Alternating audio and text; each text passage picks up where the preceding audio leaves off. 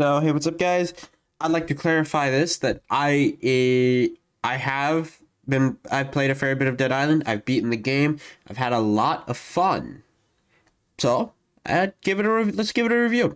Let's start with the good. It has by far the best gore system I have ever seen in my life. When you kill a zombie, you feel it. You can see their jaws crack, their eyes hanging out, their flesh melting from the acid, their skin burning off. You feel it.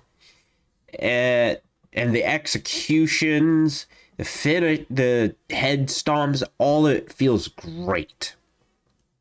The combat overall feels very smooth, with a large selection of close range and ranged weapons. Ranged weapons such as compared to Dead Island 1, which was mostly just the same guns, really.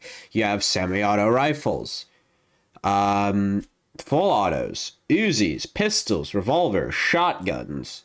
Probably more, but that's all I ran into in my playthrough. There's probably so much more content that I just didn't see.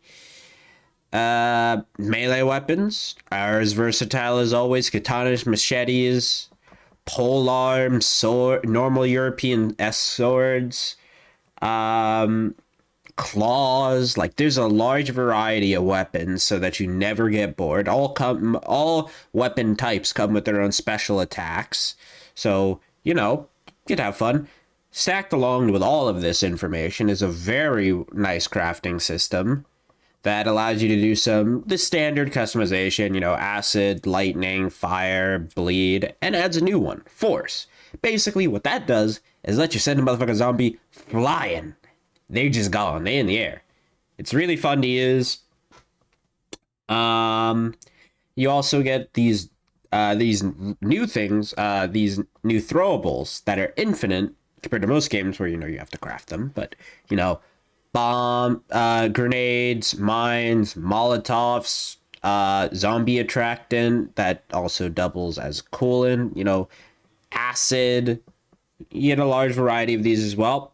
You can find them, buy them throughout the entire game. You also get a very unique feature that I desperately wish a game like Borderlands would also partake in, being able to level up your weapon. So if you have a level 1 weapon that for whatever reason you absolutely adore, I don't know, you can keep it from start to finish and keep it maintained so that it maintains level parity with you, so it's never completely garbage. It also comes with a completely new feature compared to the last game, a new skill tree, which, you can argue that you like the old one, but the old one was literally just stats. That was literally all of the old skill tree. But what replaces those numbers is cards, and each card comes with a unique function. One that lets you scream and heal your teammates and weaken zombies. Another one may let you dash and stun a zombie. Another one, you can add electricity to your scream. You can heal from cutting off limbs. There are both passive and active effects, allowing for a far more engaging experience with the skill tree, with its equivalent. Now, this is a middle point. The loss of unique powers. You obviously get unique cards, but it isn't quite the same as getting a unique, a truly unique power that all Dead Island original characters had. Now everyone gets the same, base superpower, zombie mode. And I consider this a fair trade, so you go wild with that. And that was the good of Dead Island. I forgot to mention, that was the good. Fun, overall. Now, the negatives. It has some of the most migraine-inducing dialogue I have ever heard since Saint Row, with such banger lines as "those rich people" in response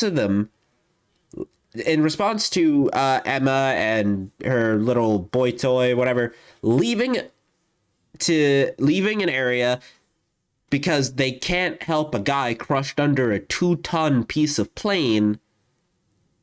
that three people couldn't lift. And Carla, one of the characters, says those rich people. A very stupid piece of dialogue. Unfortunately, even if they got that plane piece off, there was no doctor, so he was dead no matter what. But meaning the characters aren't really thinking. Carl, not thinking. Yeah, I think that's just fun. The dialogue overall between characters and things like that also feels kind of stunted. Like when you're talking to what's her name in the hotel by the doctor, the black chick, the dialogue between you and her feels very stunted, and it doesn't connect. It feels like you voiced it in. Another thing is the tone. 1 second, it's cracking jokes at the death of various characters, having a laugh, enjoying itself, and then next it'll make somber comments about the various about other deaths, not really giving you a true tone. And for me personally, it takes me out of the story. A far better example of maintaining a tone would be Dying Light. I never ever once felt out of Crane. The whole time I felt Crane. However cliche the story was, and you could read the plot lines a mile away, I still felt as if I was Crane. Another example, Dead Island 1.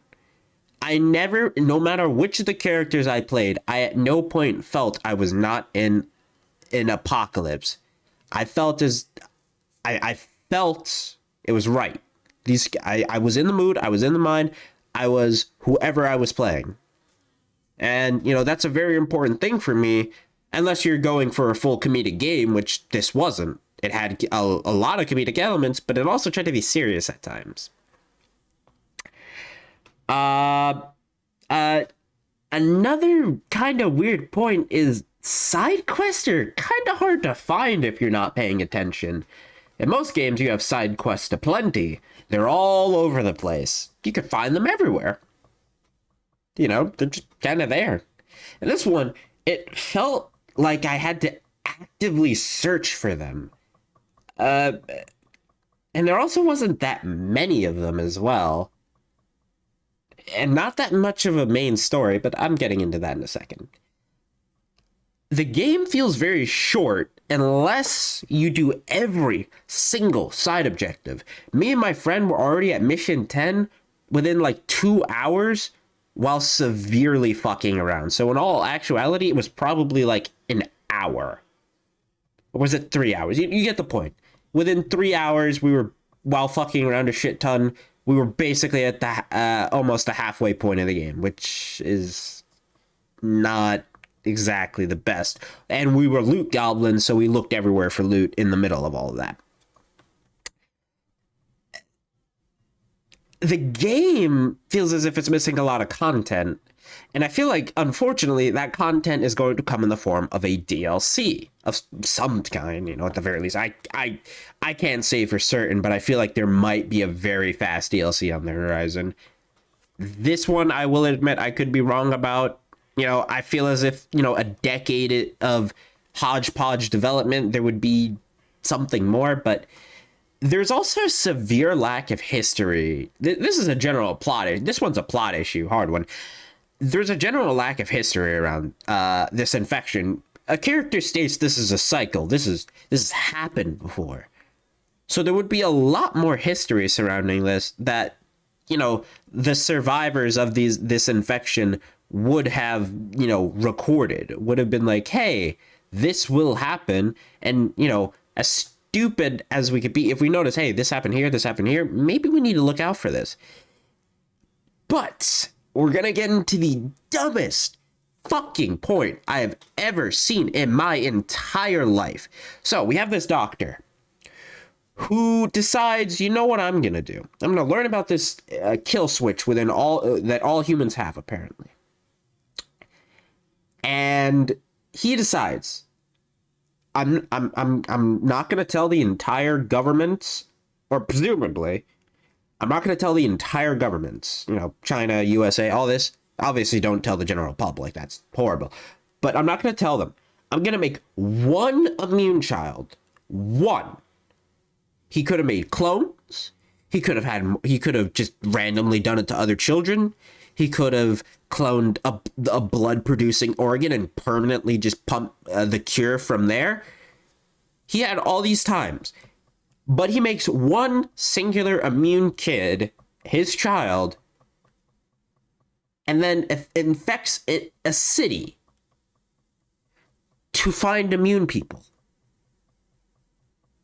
I don't even want to get into that, on how stupid that is. There is so much wrong with that, but those are some of my main gripes. Now we're gonna get to the, sort of nitpicky. These are kind of like give or take points. Why does crafting cost money? Parts, fine. A lot of them, sure. But money? It's kind of weird. Why is there a limit to parts I can pick up? I'm a loot goblin. I want to have 999,000 pieces of inventory. Why, parts? Why is my inventory so small?